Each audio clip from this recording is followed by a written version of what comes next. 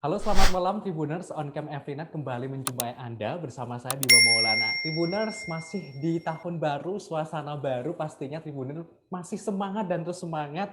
Semoga di tahun baru ini Tribuners apa yang dicita-citakan, apa yang diharapkan, apa yang diekspektasikan dan apa yang direncanakan semoga terrealisasi di tahun 2022 ini. Nah, Tribuners, On Cam Everynight kali ini menghadirkan sosok wanita masih muda, pegiat pertanian di daerahnya tentunya, sekaligus jebolan dari lulusan Institut Pertanian Bogor atau IPB. Bahkan kemarin Tribuners diberikan kesempatan atau terpilih menjadi kepala desa di Cikondang, Kecamatan Hantara, Kuningan, Jawa Barat dalam Pilkades tahun 2021. Ia pun didapuk sebagai kades termuda di Kuningan dan sempat viral di media sosial.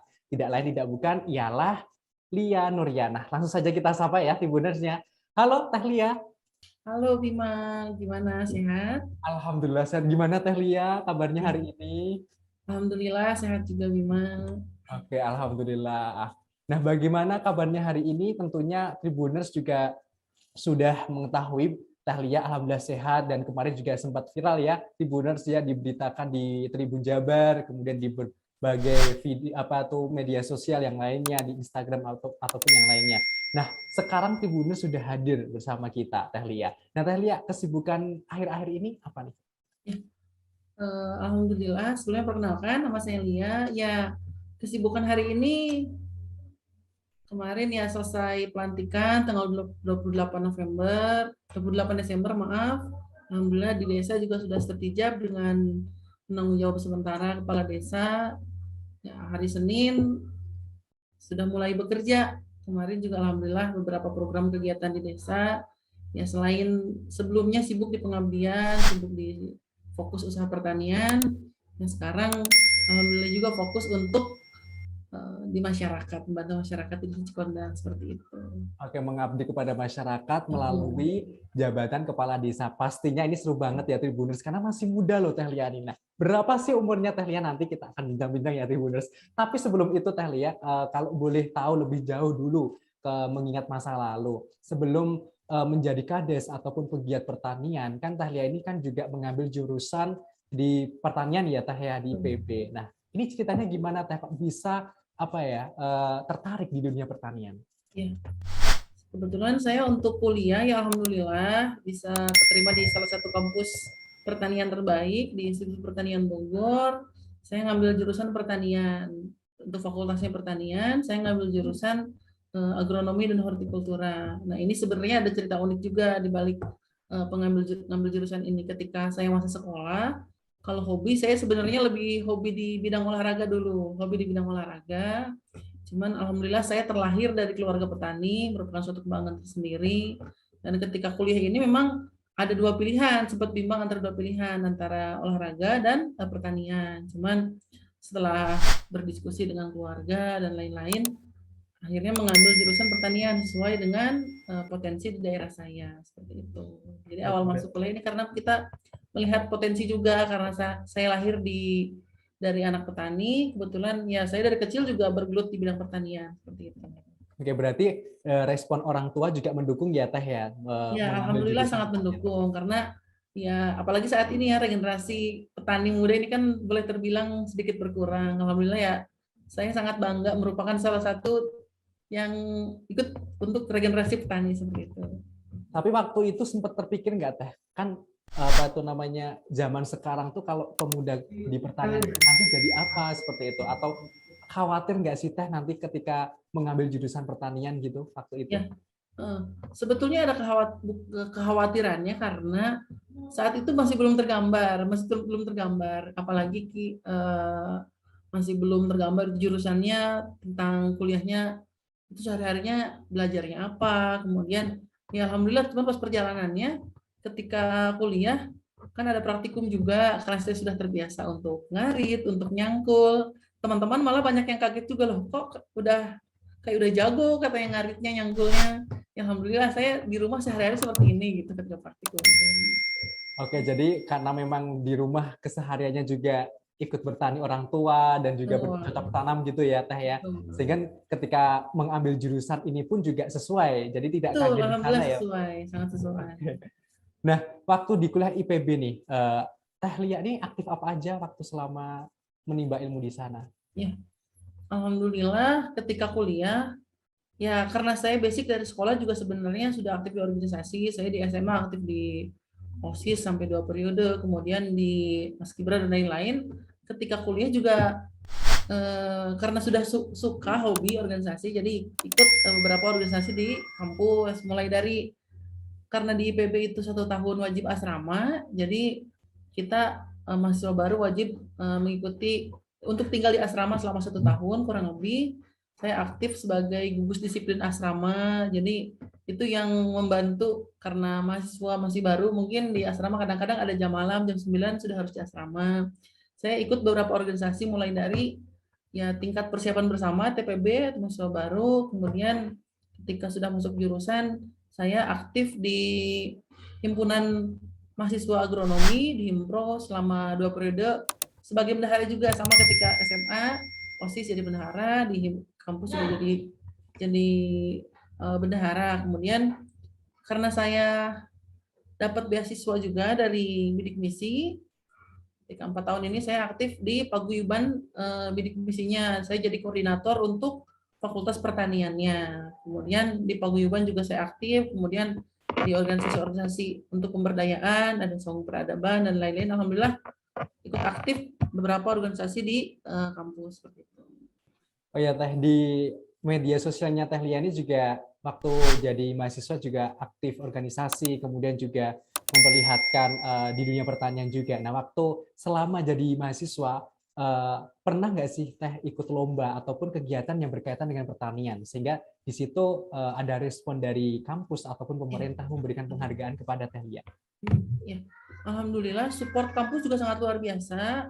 Ketika saya sudah menimba ilmu di bangku kuliah, di kelas, saya coba aplikasikan ke lingkungan masyarakat. Saya coba aplikasikan karena salah satu permasalahan ada di daerah Ciluar itu dia ada sentra pengolahan singkong, jadi tepung tapioka. Jadi kita riset limbah kulit singkongnya ini dan jadi hasil ada gula cair dari kulit singkong, dan ini dari hasil uji lab di kampus juga sangat bagus, baik dari kandungan kalori, cocok untuk diabetes dan lain-lain. Alhamdulillah respon dari kampus juga sangat luar biasa.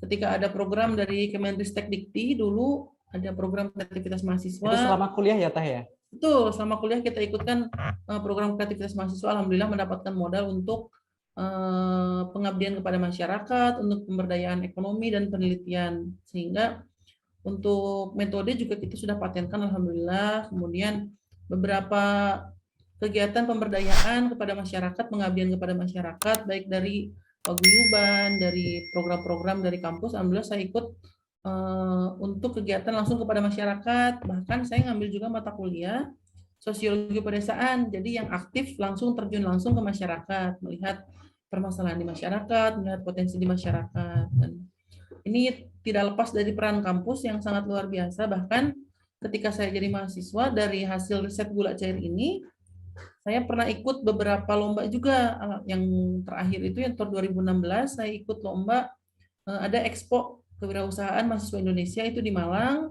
Alhamdulillah itu saya jadi juara 1 juga untuk bidang pangannya, juara 1 nasionalnya, alhamdulillah. Jadi beberapa prestasi ya itu tidak lepas ketika kehidupan di kampus, support sistemnya sangat luar biasa di IPB seperti itu. Dengan potensinya Teh Lia juga semangat, dari kampus juga memberikan support yang semangat, apalagi pemerintah juga memberikan istilahnya penghargaan, ini menjadi salah satu kekuatan utama ya Teh Lia untuk terus berkarya di bidang pertanian. Apalagi di Indonesia ini kan kebanyakan potensi luar biasanya sebenarnya pertanian seperti itu. Betul. Nah Teh Lia, ketika menjadi mahasiswa dan melakukan aktivitas ikut lomba ataupun kegiatan-kegiatan lainnya, itu kan tadi di dalam kampus Teh. Kalau misalnya di luar kampus Teh, apakah juga ikut aktif di pertanian juga? Ya, kalau kebetulan pas masih jadi mahasiswa, saya dilibatkan juga oleh beberapa dinas. Saya pernah mendampingi 3 kecamatan di Kabupaten Bogor, ini untuk mendampingi UMKM 3 kecamatan tersebut. Dan alhamdulillah juga ini tidak terlepas dari peran kampus, saya juga pernah jadi narasumber ini yang sangat-sangat berharga dulu, pernah sekali. Ini dari alumni Himpunan Perguruan Tinggi Negeri, pernah satu panggung acara oleh Pak Ganjar Pranowo dulu. Jadi beberapa alumni yang sudah berhasil, beberapa orang kementerian di pemerintahan pernah ikut juga dalam peluncuran sekaligus peluncuran buku dan kegiatan-kegiatan yang melibatkan orang yang berbakti yang melakukan kerja nyata untuk negeri. Jadi beberapa kegiatan di luar kampus juga alhamdulillah ke masyarakat langsung. Alhamdulillah ketika peran-peran pemerintah, peran-peran dinas, pemerintahan kelurahan, RT, RW, koperasi dan lain-lain ini sangat membantu ketika perjalanan untuk pengabdian atau pengembangan kepada masyarakat seperti itu. Kalau boleh tahu nih Teh, ini Tania kuliahnya dari tahun berapa sampai ke tahun berapa ini? Ya, nah ini juga sebenarnya mungkin kalau pribadi jadi bukan kebanggaan ya. Sebenarnya saya masuk ini tahun 2012. Saya masuk 2012. tahun 2012. Saya sebenarnya kalau di IPB angkatan 49. Angkatan 49. Harusnya kalau S1 kan mungkin 2016 sudah lulus, teman-teman udah ada yang lulus 2 4 tahun. tahun ya Teh ya biasanya Teh. Betul, harusnya 4 tahun. Cuman kemarin saya karena ada fokus untuk pengabdian, pengembangan usaha, untuk kuliah ini sempat setelah penelitian selesai, saya sempat menunda untuk tugas akhirnya untuk skripsinya. Nah ini ketika saya sudah pindah rumah juga, jadi jauh dari kampus, ketika fokus pengembangan usaha, alhamdulillah kan untuk usaha gula cair ini sudah bentuk perusahaan, sudah CV dan masyarakat di sana sudah alhamdulillah sudah kita seperti warga sendiri lah. Jadi alhamdulillah menjalankan usaha dan riset, pengabdian, sempat tertinggal, sempat tertunda 2 tahun 4 semester sebenarnya. Jadi saya baru wisuda tahun 2018. Oh 2018 Ya. Tapi nggak apa-apa, luar biasa loh Teh. Ini perannya juga walaupun tertunda tapi ada manfaatnya di situ. Itu yang sebenarnya saya bukan sengaja untuk meninggalkan sebenarnya karena ketika momen menjadi mahasiswa ini support dari kampus, dari berbagai pihak juga sangat membantu untuk ketika saya melakukan pengabdian seperti itu. Gak apa-apa Teh, bisa apa itu tertunda sampai 2019 ya Teh ya, 18 ya Teh 2018, ya, lulus. Tapi kan sekarang jadi kepala desa. Iya. Alhamdulillah. Ya alhamdulillah. Nah Teh, ketika mengikuti aktivitas atau kegiatan pertanian, nah pernah nggak sih Teh kayak apa ya? Misalnya kan ini kan pertanian kan identiknya ini keluar panas-panas ya, terus kita terjun ke tanah itu pernah ngerasa sulit nggak sih Teh? Ataupun waduh panas kayak gitu?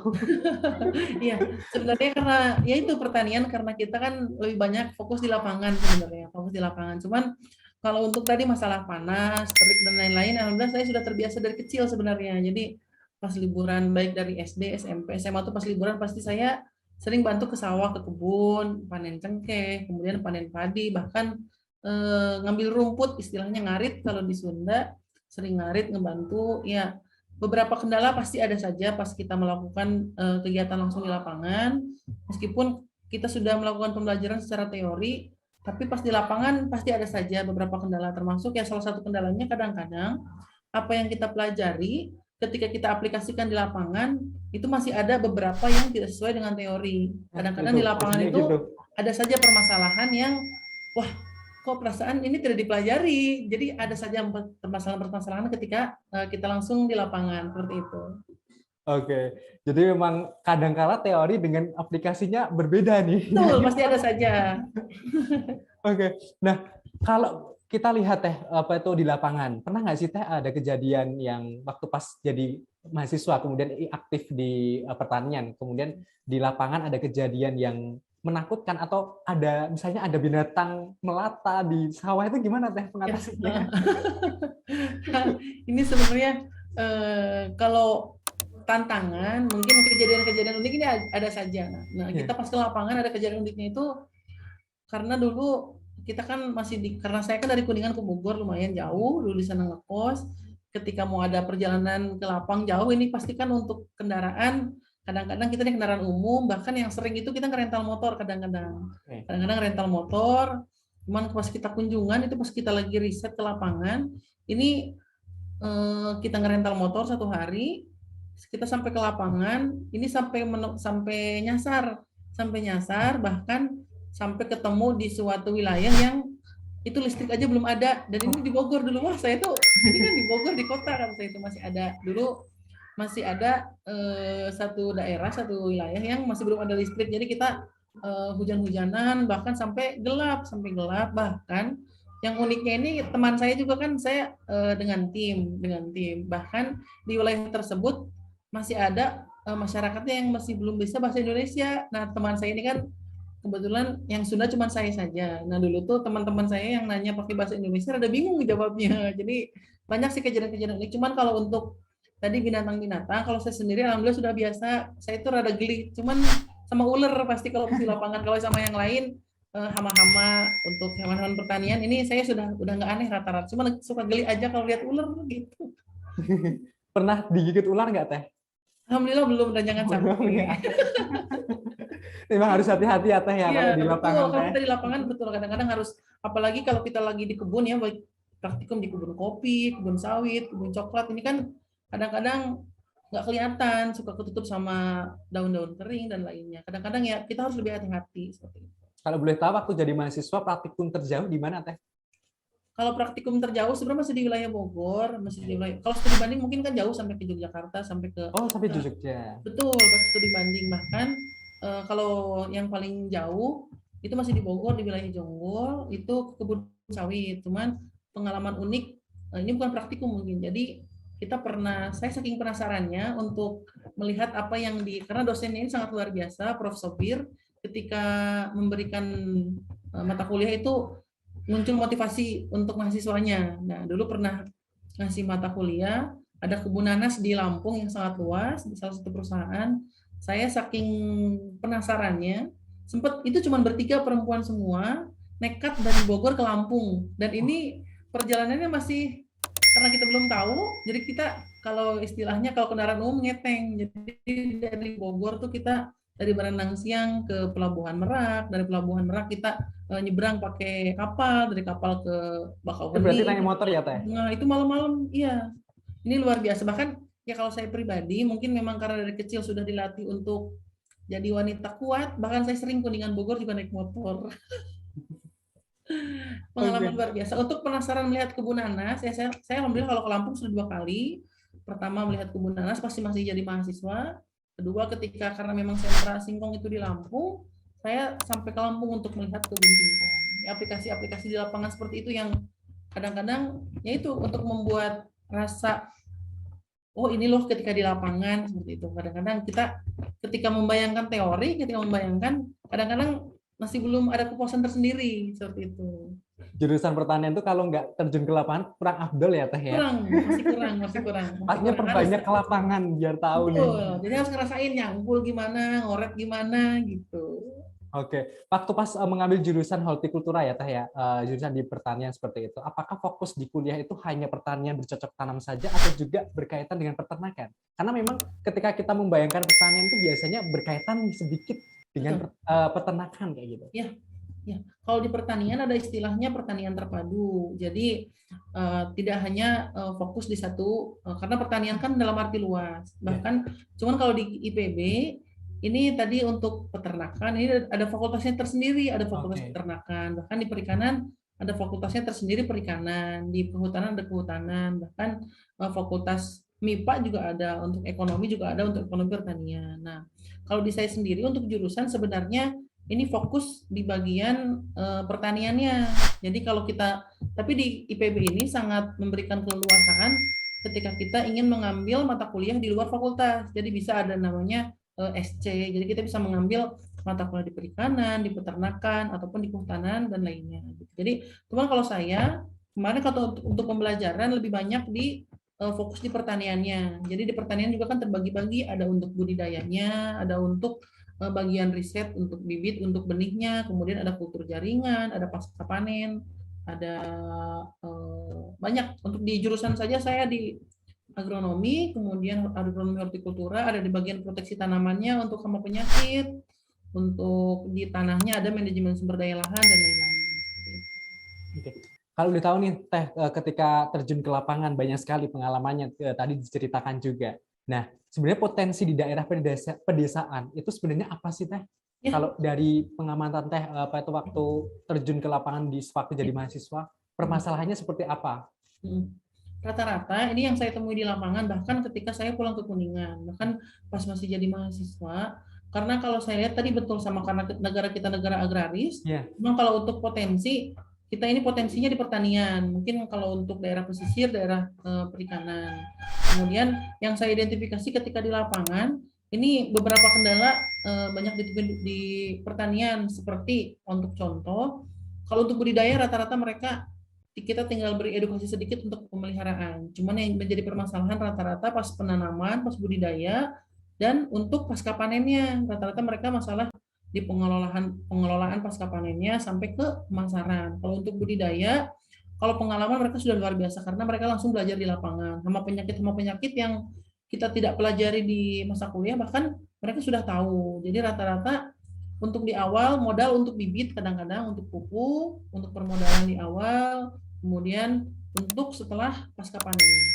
Nah, Teh Lia ini kan tadi sudah menceritakan terkait dengan aktivitasnya sebagai mahasiswa nih Tribuners, luar biasa sekali, dari ikut organisasi, ikut aktivitas kegiatan lomba, kemudian juga didanai pemerintah aktivitasnya, kegiatan berkaitan dengan pertanian tentunya, karena memang jurusan Teh Lia ini adalah Fakultas Pertanian atau berkaitan dengan pertanian seperti itu. Nah, Teh Lia, ketika sudah lulus atau sudah wisuda ini kan tentunya kan tidak berhenti di situ aja untuk mengabdi kepada masyarakat terkait di bidang pertanian. Pastinya ingin terus berkelanjutan. Nah, Teh Lia setelah itu rencananya seperti apa waktu itu?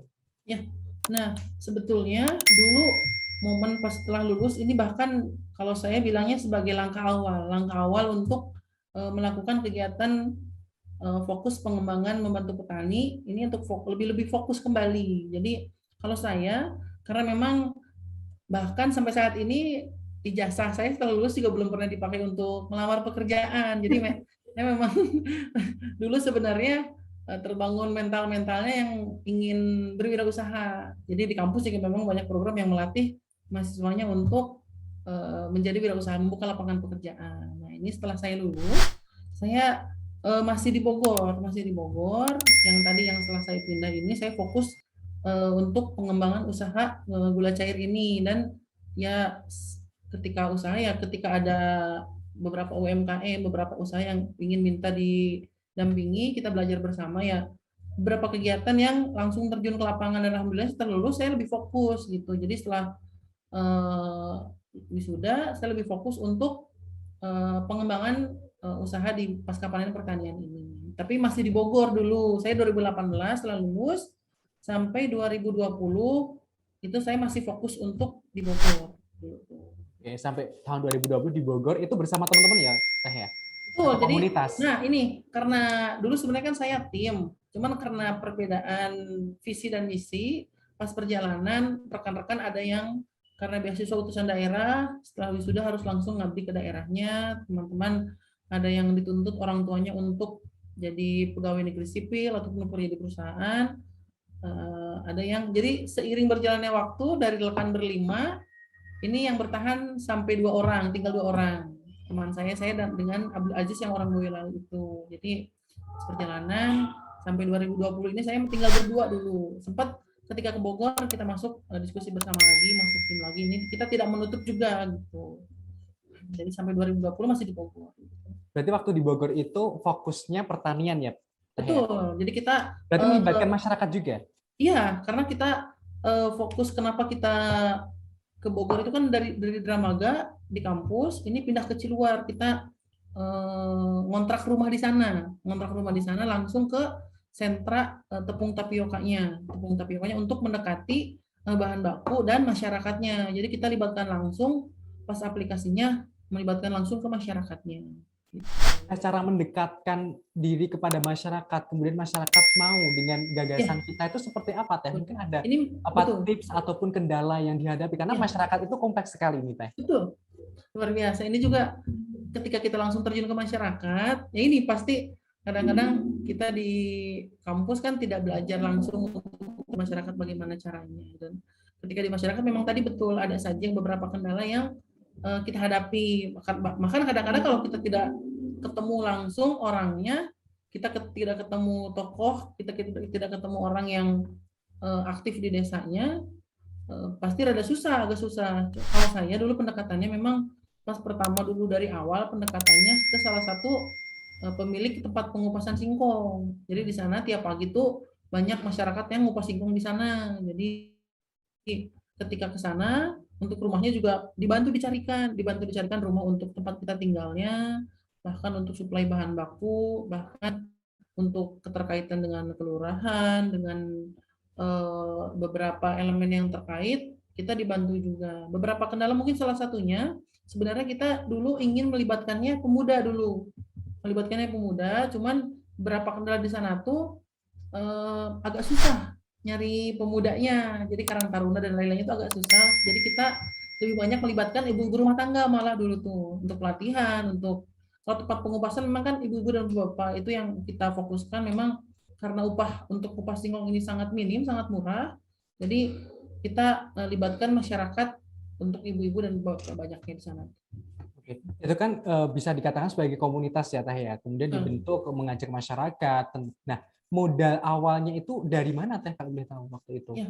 Nah, sebenarnya karena kita sudah mulai jalan usaha dulu, kalau untuk modal nominal angka kita dapat dari permodalan perputaran usaha, dan tadi dibantu program pemerintah juga untuk riset, untuk pengabdian kepada masyarakat. Ini kan ada program kreativitas mahasiswa, bahkan di kampus dari Ditmawa ada CDA, banyak program-program mahasiswa, program-program yang membantu mahasiswa ketika ingin berwirausaha gitu. Bahkan dari kementerian juga ada untuk modalnya, bahkan di kampus kita sampai ada inkubator bisnisnya, Inkubi, yang membantu mahasiswa yang mempunyai produk atau yang berwirausaha.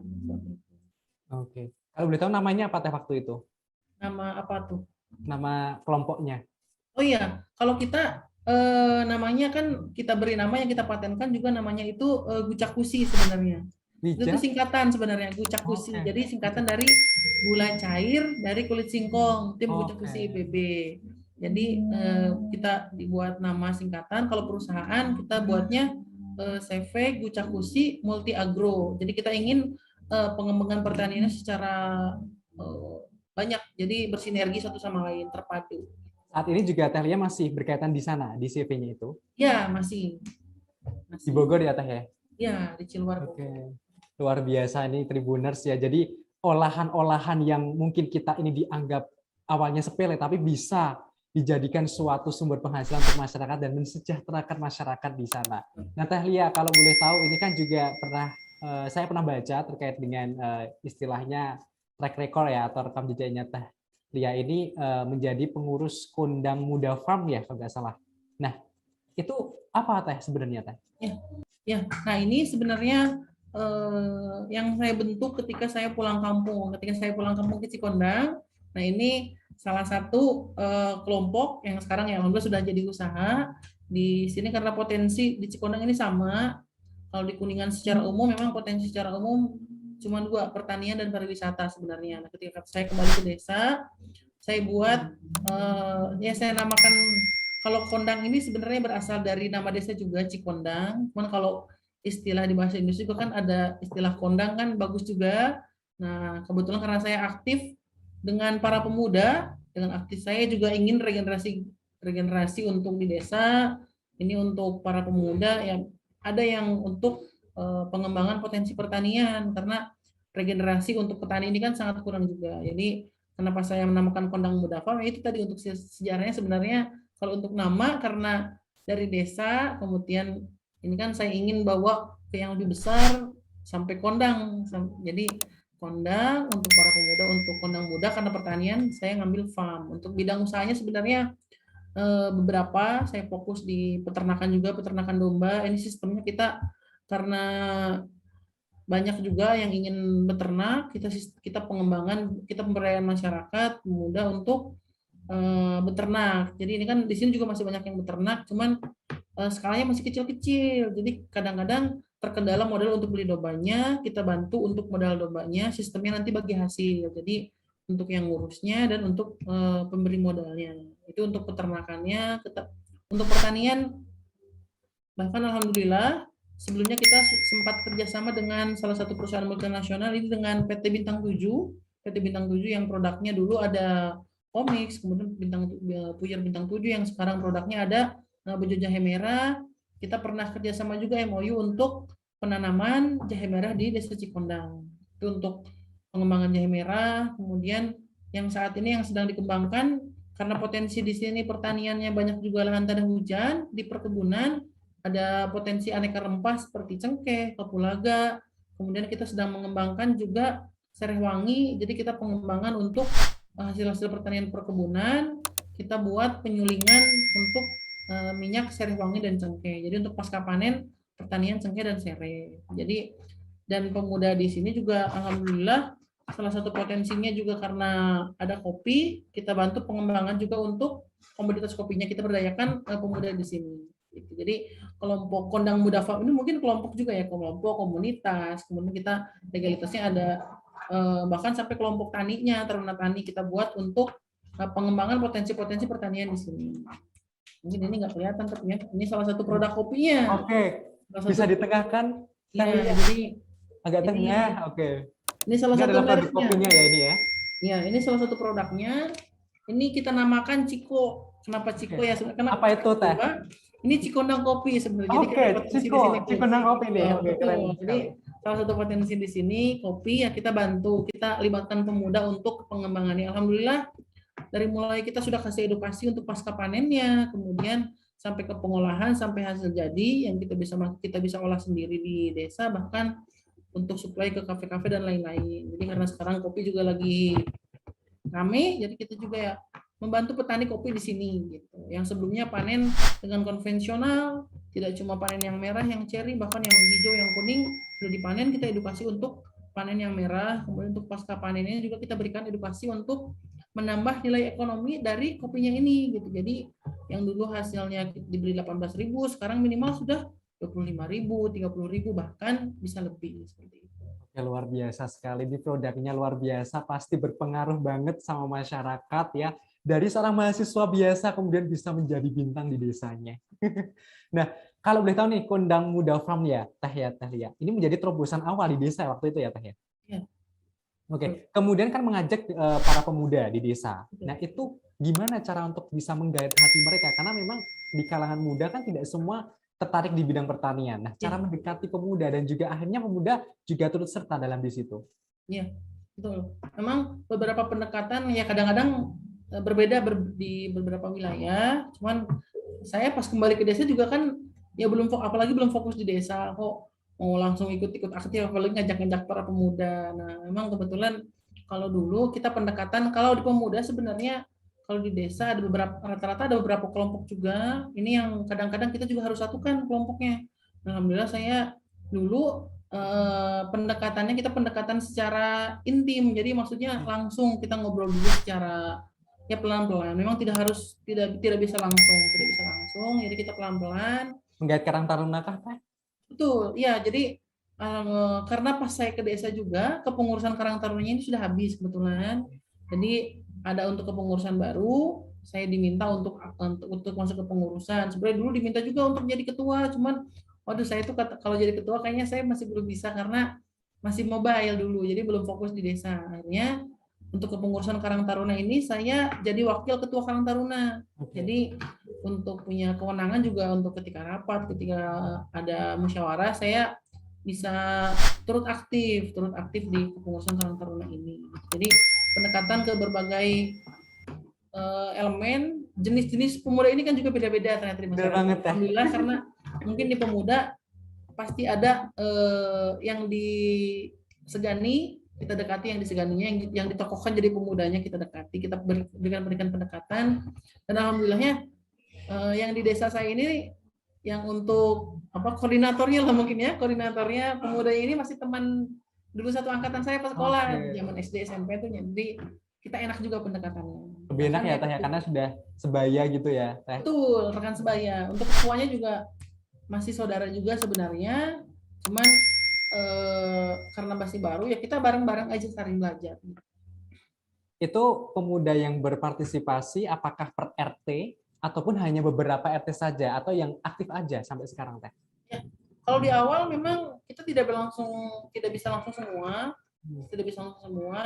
Kadang-kadang kita pendekatannya tidak harus full juga, dan tidak bisa full juga karena bahkan kalau saya memang karena hobinya olahraga juga dulu, kalau di sini kan lapangannya cuma ada lapangan voli kebetulan, jadi kita pendekatan juga untuk bidang olahraganya.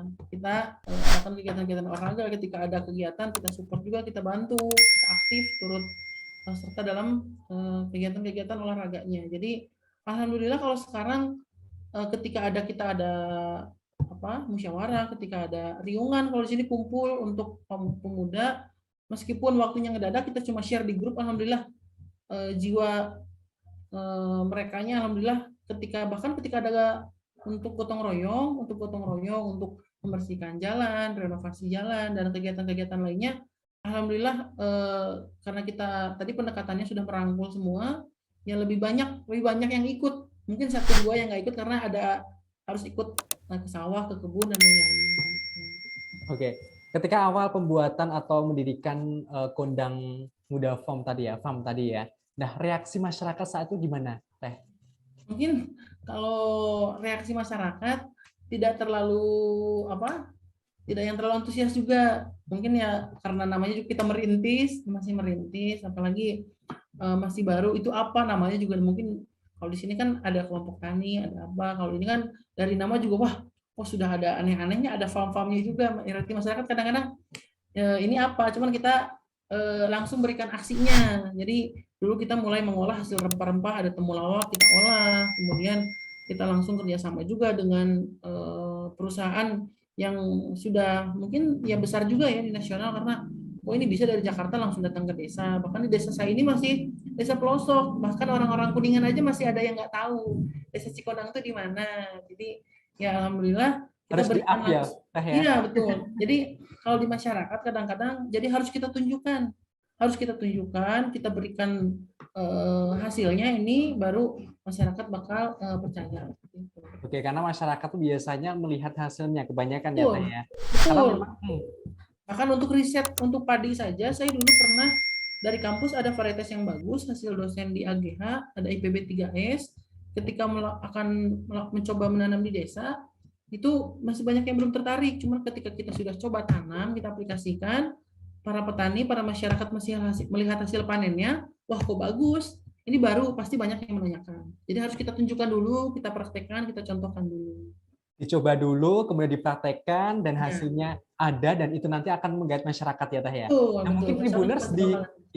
Tribuners di kampung masing-masing atau Karang Taruna di kampung masing-masing di Tribuners ya. Nah, ini kalau misalnya ingin membuat terobosan baru atau suatu hal, mungkin dicoba dulu lah, nggak apa-apa. Nanti hasilnya kalau sudah mantap, nah pasti banyak yang datang ya, Teh ya.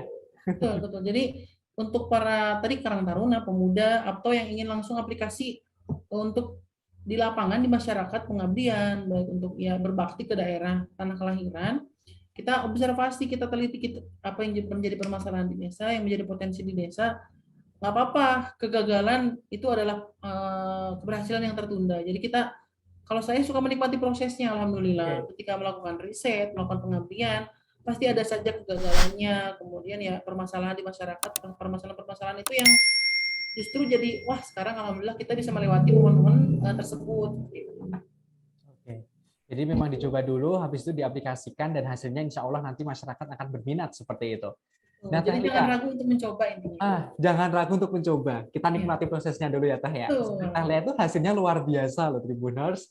Nah, Teh lihat tadi kita sudah bincangkan terkait Teh lihat sebagai pegiat pertanian, habis wisuda, kemudian membuat suatu komunitas di Bogor, kemudian sampai di desa pun membuat suatu terobosan baru, yaitu Kondang Muda FAM, dan diisi oleh para pemuda di situ. Dan alhamdulillah hasilnya juga luar biasa. Nah, kita langsung ke kepala desa nih. Wah, ini pasti seru banget ini, Teh. Kok bisa jadi kepala desa tuh gimana ceritanya, Teh? Ya, kalau boleh tahu ini sebelumnya, Teh, usianya berapa ini, Teh? Saya 27. Oke, 27 di Tribuners. Luar biasa kan? Di mana ya di Indonesia yang udah 27 tapi jadi kepala desa loh? Di Kuningan. Oke, gimana, Teh? Bisa diceritain? Ya, sebenarnya ini juga kan salah satu perjalanan saya ketika di desa. Nah, karena kebetulan ya karena saya alhamdulillah aktif di organisasi. Ketika di Kuningan juga saya banyak belajar dengan pegiat organisasi, termasuk ya politikus-politikus yang ada di Kuningan, anggota DPRD, kemudian beberapa dinas. Dan saya karena hobi olahraga, dulu saya ikut juga masuk ke ASKA PSSI Kabupaten di sepak bola wanita. Bahkan ya sering momen perjalanan tersebut ini yang saya namakan sebagai proses tadi, menikmati prosesnya. Saya tidak tahu ke depan. Saya juga tidak ada niatan pas pulang jadi kepala desa dulu. Saya pas pulang-pulang ingin ya pengabdian di tanah kelahiran, berbakti untuk tanah kelahiran sendiri. Memang kemarin ya tahun ini tepatnya bahkan KTP saya saja sempat 2018 tuh Bogor sebenarnya. Baru 2021 kemarin bulan Mei pindah ke Kuningan ke tanah kelahiran saya. Kalau saya sudah ada di jauh-jauh hari niat sebenarnya harusnya karena kalau ingin ikut serta memilih kan minimal 6 bulan. Bahkan pas pilkades kemarin saya masih belum bisa milih karena KTP saya masih belum kurang dari 6 bulan. Jadi pas pencalonan kemarin nggak ikut milih. Nah, alhamdulillah kemarin pas perjalanan ini ketika pengabdian, ketika aplikasi ke masyarakat, melibatkan pemuda, pas momen kemarin ada untuk pilkades, ada momen pendaftaran untuk pilkades ya ketika saya sudah berdiskusi dengan keluarga, dengan saudara, dengan mentor-mentor politik saya, ya saya masih sangat awam, masih sangat baru belajar untuk dunia politik. Ketika sudah berdiskusi, saya berdiskusi juga dengan pemuda gimana kalau pemuda mau mendukung kita bareng-bareng, ayo generasi muda. Alhamdulillahnya kemarin momen untuk pendaftaran kan kurang lebih 2 bulan untuk pemilihan. Ya kemarin setelah hasil beberapa diskusi dan lain-lain kita musyawarah termasuk izin dengan orang tua yang pertama orang tua. Alhamdulillah perjalanannya kemarin ayo bareng-bareng akhirnya ketika supportnya alhamdulillah baik ya pas kemarin pendaftaran kita ikut pendaftaran alhamdulillah ketika 28 November pemilihan ya kemarin calonnya ada 2 alhamdulillah banyak masyarakat yang memberikan suara, memberikan amanah kepada saya untuk jadi kepala desa. Oke. Cara kampanye gimana teh waktu itu? Ya, nah sebenarnya ini karena di desa ini agak unik. Di desa ini agak unik juga sebenarnya. Jadi ya agak unik juga karena beda saya belajar di anggota DPRD gimana kampanyenya, kemudian di pileg kabupaten. Karena kan juga saingannya Teh Lia juga sudah berpengalaman juga ya waktu itu. Jadi ya yang kemarin untuk jadi calon yang satunya ini sudah lama juga di pemerintahan dari sejak muda jadi bahkan terakhir jadi sekretaris desa kemudian jadi pindah ke kecamatan sempat jadi PJS juga penanggung jawab sementara kepala desa di Cikondang. Saya juga kemarin tidak ekspektasi terlalu tinggi juga sebenarnya kalau optimisme untuk menang saya yakin cuma banyak yang bilang juga menang tapi paling tipis katanya begitu. Jadi kemarin ya kalau untuk metode kampanye sebenarnya kalau di desa ya saya lebih seringnya door to door sebenarnya door to door kita silaturahmi ke masyarakat. Ini yang akan membantu juga kita ketika akan membawakan visi misi dan program kerja. Jadi saya membawakan visi misi dan program kerja ini berangkat dari ketika saya kunjungan ke masyarakat langsung ke rumah-rumah siang malam. Jadi berdiskusi latar belakang apa yang menjadi permasalahan di desa, apa yang menjadi potensi di desa, apa yang harus diselesaikan dan itu kita bawakan dalam bentuk program kerja kita ketika terpilih menjadi kepala desa nanti. Jadi lebih banyak silaturahmi langsung ke rumah-rumah dan alhamdulillah selama kalau ini di desa kan bisa dibilang hajat kurang lebih selama 2 bulan ini luar biasa. Alhamdulillah para pemuda yang tiap hari di rumah, tiap hari langsung ikut keliling juga bahkan yang apalagi ketika mendekati pemilihan ini sangat luar biasa momennya. Jadi wah ini jadi pengalaman tersendiri juga untuk saya ketika langsung terjun di masyarakat seperti itu. Oke, tapi Teh ini mungkin Tribuners juga penasaran, kenapa Teh Lia ini nggak fokus aja di pertanian? Kenapa terbesit menjadi kepala desa? Karena apa mungkin atau dukungan atau yang lainnya. Betul. Waktu itu apakah mendapatkan wangsit? Ini mungkin terbesit juga. Saya suka rada greget baik di tingkat kabupaten, tingkat kecamatan, tingkat desa. Support system. Jadi kadang-kadang ketika kita langsung terjun di lapangan, kadang-kadang kita perlu support system dari segi pemerintahan, dari segi dinas-dinas dan lain-lain. Dan ini muncul, saya rasa untuk membantu untuk lebih melibatkan masyarakat banyak, untuk lebih membantu masyarakat banyak. Kadang-kadang sistem di kita ini yang ikut bikin saya greget sendiri. Nah, sehingga muncul kadang-kadang kan ada peraturan, ada apa? Baik dari perizinan, ada birokrasi yang kita ketika melakukan aplikasi pemberdayaan kepada masyarakat, ada yang memang perlu peran pemerintahan, pemerintahan. Akhirnya saya ada muncul, wah kayaknya saya harus masuk ke sistem ini untuk merubah sistem-sistem yang memang belum membantu petani seperti itu. Jadi untuk membantu support ketika pengembangan potensi pertanian ini yang muncul terbesit, saya harus masuk ke sistem untuk merubah sistem-sistem yang belum baik. Banyak sistem yang membantu petani, support-support yang luar biasa. Memang ketika di desa ada muncul seperti itu. Jadi kemarin ya, mungkin ada wangsit juga mungkin ya. Niat baik Teh Lia ini untuk bisa membantu masyarakat bagaimana caranya pertanian ini harus menjadi luar biasa, gitu ya Teh ya. Betul, karena memang terkendala di sini kan ada beberapa kendala juga, banyak permasalahan di pertanian dari segi lahan, dari segi hama dan lain-lain. Ketika kita punya wewenang, kita punya hak untuk mengambil kebijakan, ini ya masyarakat yang merasakan manfaat yang terlibat insya Allah lebih banyak seperti itu. Dengan mengambil kebijakan, punya wewenang, ini bisa dimanfaatkan untuk kesejahteraan masyarakat dan mempermudah proses pertanian biar maju ya. Ya, karena potensi di sini kan pertanian gitu. Jadi ya kita membantu, mayoritas masyarakat di sini juga kerjanya kan sebagai petani. Sebagian besar. Nah Teh, kembali ke kampanye nih, program yang diunggulkan waktu itu apa? Ya, nah karena tadi untuk program-program unggulan sebenarnya mayoritas ini bahkan fokus di bidang pertanian juga. Selain kalau untuk di pemerintahan kita paling untuk perapian sistem administrasi, pelayanan yang lebih baik. Saya itu beberapa program banyak yang fokus di pengembangan pertanian seperti yang pertama ini ada saya namakan programnya Cikondang Caang. Jadi Caang ini kalau bahasa Sunda, bahasa Indonesia artinya terang. Jadi terang. Betul, jadi Caang jadi terang. Jadi terangnya ini bukan dari segi cahaya saja, tapi pertama dari segi kebunnya. Jadi di sini sekarang banyak lahan-lahan pertanian yang menjadi lahan tidur, jadi tidak produktif.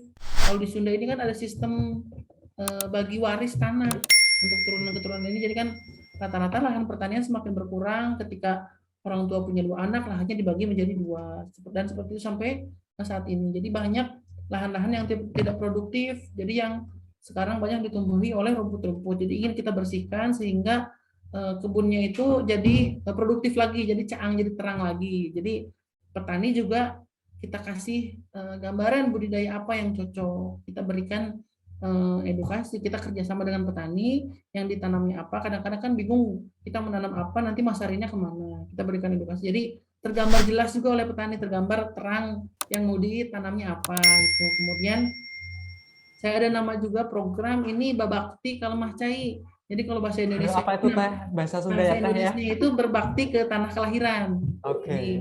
Jadi kan kadang-kadang kita kalau ditanya cinta tanah air, coba apa cinta tanah air itu? Kalau di Sunda ini tanah itu artinya lemah, kalau di air cai. Jadi cinta ke tanah air kita buktikan langsung aplikasi untuk tanah, kita jaga tanah-tanah ini jangan sampai alih fungsi, kemudian jangan sampai apalagi jatuh ke tangan di luar bangsa kita sendiri seperti itu. Kalau untuk gambaran besarnya mungkin ya, kalau di lingkup desa mungkin kita untuk tanah air ini, untuk lemah cai ini kita setidaknya kita memproduktifkan kembali, menjaga tanah kita agar tidak, kalau di sini ada bencana erosi, longsor dan lain-lain. Jadi kita kelola tanah kita dan untuk airnya. Jadi karena air menjadi salah satu faktor dasar, faktor kebutuhan pokok baik untuk kehidupan manusia di masyarakat, apalagi untuk pertanian. Jadi kita juga jaga sumber-sumber cair yang menjadi sumber-sumber cair di desa kita. Jadi desa saya fokus juga untuk melestarikan, untuk menjaga, bahkan mengembangkan potensi-potensi untuk sumber mata airnya agar pembagian air ke masyarakat juga rata, tidak ada masalah dalam budidaya pertanian. Oke, siap. Nah, ketika waktu kampanye Teh, ini kan saingannya juga luar biasa. Dua-duanya sudah memiliki kemampuan yang luar biasa. Pernah nggak sih waktu kampanye itu ada hal-hal yang tidak enak gitu Teh? Atau mungkin mendapat omongan orang, ini Mas terlalu muda untuk jadi kepala desa. Iya, itu yang namanya perjalanan, apalagi politik ini kan sangat panas, luar biasa. Iya, panas ya Teh ya. Apalagi calonnya cuma 2. Kalau calonnya cuma 2 kan yang menang sama yang kalah. Biasanya kalau di yang lain sekarang kan 2 kubu sama-sama kuat ini. Betul. Kalau calon kadesnya maksimal kan bisa 5 sebenarnya per desa. Cuman cuma 2. ya pasti ada saja pas perjalanan. Tadi pembicaraan-pembicaraan seperti itu yang sering masuk ke telinga saya, sering didengar, loh masih muda, langkahnya masih pendek, katanya mungkin pengalamannya dan lain-lain. Mungkin ada saja isu-isu yang muncul yang ya seperti itu gitu. Jadi ya salah satunya ini anak muda apalagi perempuan langkahnya kan lebih pendek apa untuk pergerakannya untuk lain-lainnya mungkin kan ya ada saja yang seperti itu. Spekulasi masyarakat sangat beragam karena Teh Lia Ya, masih muda, perempuan pula. Wah, ini betul. sangat Cuman cocok jadi alhamdulillah kepala desa waktu itu mayoritasnya ya. lebih banyak yang berita-berita yang bagus yang masuk ke saya. Alhamdulillah.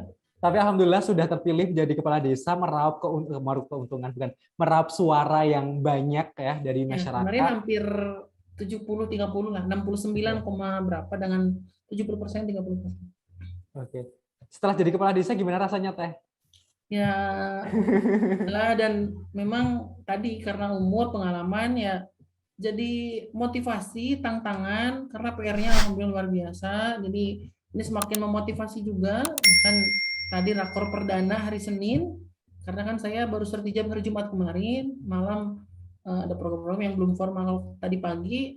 Ketika rakor, saya ngajak perangkat semua kita untuk berlari mengerjakan PR-PR yang sangat luar biasa. Terutama ya pengembangan potensi pertanian, permasalahan air, kemudian dari segi pemerintahan dan lain-lain. Ya kita berlari lah. Kalau di saya ngambil kemarin ada program untuk Cikondang Motekar, Cikondang Hurip, Cikondang Hurip ini untuk karena tadi alhamdulillah peran media juga luar biasa. Alhamdulillah terima kasih tadi ya Mas Bima dari rekan-rekan Tribun yang lain. Ini sangat membantu sekali. Alhamdulillah ketika kemarin bahkan saya sempat diundang oleh Kementerian Desa, Kemendes. Ini berkat media sosial. Kemarin hanya ada 7 kepala desa satu Indonesia yang diundang untuk acara di Kemendes yang dihadiri langsung oleh Pak Presiden Jokowi. Luar Ya, biasa ya Teh ya. sangat support sistemnya alhamdulillah sangat luar biasa. Saya mengucapkan banyak terima kasih kepada berbagai pihak yang telah membantu dalam perjalanan sampai saat ini. Saya juga bangga loh Teh, saya juga memberitakan waktu itu di Tribunnews Terima Update. kasih banyak Bima ya Allah sampai pada ini saya juga sampai diundang oleh ke kementerian. Wah, ternyata memang Oke. ya kontributor tidak lepas lah dari Tribunnews, khususnya Tribunnews kemarin ya, yang sempat sampai di Bogor, di Bali, di Jabar, sampai ke nasional di Sudan juga ada. Alhamdulillah terima kasih banyak. Oke. Oke Teh Lia. Nah Teh Lia jadi kepala desa, kemudian cara komunikasi dengan perangkat desa mungkin usianya lebih tua dari Teh Lia. Ini pernah ada rasa sungkan nggak sih Teh ketika Ya, ini menginstruksikan? betul. Ini yang unik juga. Jadi sebenarnya banyak perangkat yang lebih senior juga. Ada yang memang satu angkatan juga rekan, satu angkatan sekolah. Jadi di sini juga banyak yang regenerasi ke anak muda juga. Ini yang saya tadi dibilang agak segan, ada canggung. Bahkan bapak saya sendiri ini kan jadi kepala dusun. Oh, Dan waduh, tadi berarti kalau struktur ini di atas Bapak dong ini. betul. Kalau sekarang di atas struktur kan mungkin di balai desa, di kantor, ini kan saya lebih tinggi. Ya itu kadang-kadang muncul pasti bahkan ya perangkat lain ketika kita ada momen bercanda ya. Ini ke orang tua sendiri nyuruh gitu. Cuma belajar jadi ya karena memang bapak saya juga yang paling dituakan di desa, jadi ya saya di rumah ya jadikan beliau sebagai penasihat juga kalau untuk ya banyak belajar dari beliau lah intinya. Oke, semoga konsisten ya Teh ya menjadi Amin, pengabdi mohon doa masyarakat kita. di Cikondang ya. Ya, Waktu jadi kepala desa, program yang pertama dijalankan apa Teh? ya, kalau sekarang untuk yang sarang-sarang dijalankan ini terutama untuk masih banyak keluhan di masyarakat untuk penyaluran air bersih ke rumah-rumah. Jadi kita ingin semua masyarakat mendapatkan haknya yang sama. Jadi kita penyelesaian program pertama ini untuk permasalahan air, kemudian yang ingin dikejar ini untuk potensi pengembangan pertanian. Jadi kita ada peluang bibit buah jeruk, alpukat, manggis dan lain-lain kita langsung coba ajukan gitu. Jadi beberapa program yang kita tidak hanya mengandalkan dari dana desa, kita coba ajukan ke berbagai dinas dan pihak yang terkait. Jadi fokus pada irigasi perairan, kemudian pertanian dan juga peternakan juga ya Teh Lia ya, tidak lepas dari situ. Teh kalau misalnya dijadikan desa wisata gimana Teh? Setuju nggak ini? Nah ini karena salah satu potensi di desa saya ini ada potensi curug juga, bahkan ini juga masuk salah satu program. Oh ada curug ya Teh ya? Betul, ada curug yang ini masih alami, masih natural, bahkan kita ada plan untuk membuat tempat campnya, tempat camping, bahkan ada wisata untuk kopinya juga kita ingin jadikan. Nah ini masuk salah satu program saya juga. Saya namakan programnya ini Agro Edu Wisata. Jadi wisatanya ini berbasis edukasi pertanian. Jadi wisatanya selain ada potensi curug, ke depan memang masih butuh proses ke depannya. Itu untuk peternakannya kita ingin terpadu dengan peternakan, dengan pertanian. Peternakannya kita ada sistem pakan yang tidak konvensional, yang tidak hanya dengan rumput, kita ada pakan fermentasi, pengolahan kotorannya, kemudian untuk pertanian kita ada penyulingan minyak atsiri. Kita jadi di pertanian dan di peternakan bahkan perikanan ini bisa juga menjadi edukasi. Jadi wisatanya berbasis edukasi pertanian. Ke depan ya meskipun sekarang mungkin sudah banyak desa yang menyatakan untuk desa wisata, ya ke depan kalau ada potensi itu kita juga ke depan ada untuk mengembangkan potensi wisata terutama untuk edukasi pertanian. Oke, tentunya perlu kolaborasi ya Teh ya antara dengan pemerintah Betul. setempat, warga masyarakat, para pemuda dan juga perangkat desa yang harus bersatu untuk membangun desa Cikoneng yang lebih baik lagi. Teh kalau boleh tahu nih, ketika jadi desa wisata apakah juga akan open investor? Ya, nah mungkin kalau saya ke depan ya ketika ada investor, termasuk kemarin juga sebenarnya sudah ada yang mau masuk dari investor yang swasta. Cuman ke depan ketika intinya yang saya inginkan untuk keterlibatannya ini pertama harus masyarakat lokal karena memang ke depan kan pasti untuk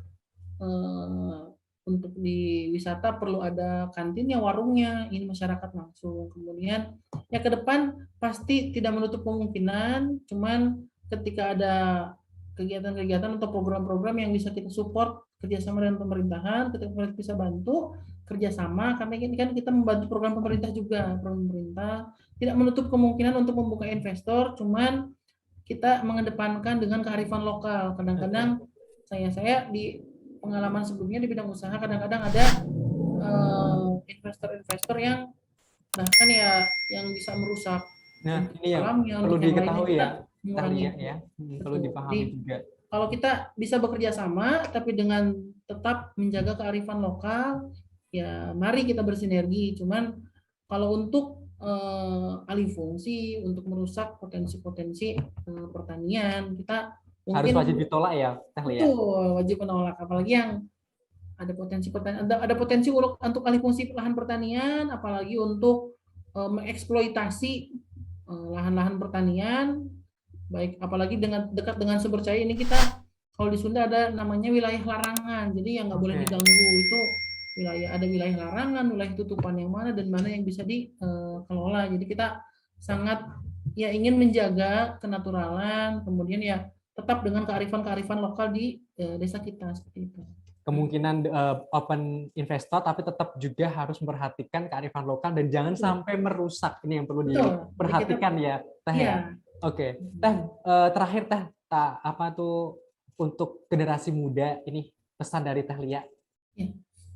Untuk generasi muda, kalau saya karena basicnya pertanian dan wirausaha, jangan malu, jangan ragu, jangan takut untuk terjun langsung, untuk aplikasi langsung di lapangan, apalagi teman-teman yang sudah punya potensi, yang kadang-kadang di dalam dirinya ini greget muncul ingin, aduh sayang banget ini di desa, sayang banget ini potensi di desa, jangan ragu untuk terjun langsung ke lapangan, apalagi di bidang pertanian, potensi negara kita ini pertanian, potensi pertanian ini kalau generasi muda, saya bilangnya potensi yang sangat seksi.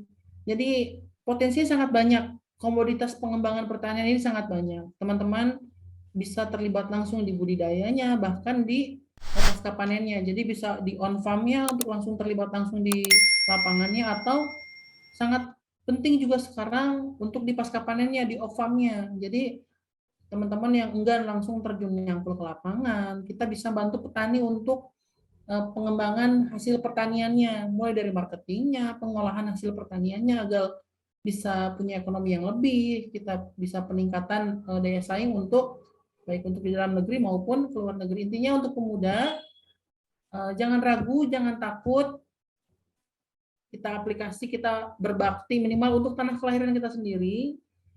Ketika kita ragu banyak apa kendala-kendala itu pasti bakal ada support, bakal ada yang membantu ketika kita sudah punya niatan yang baik untuk ke masyarakat seperti itu.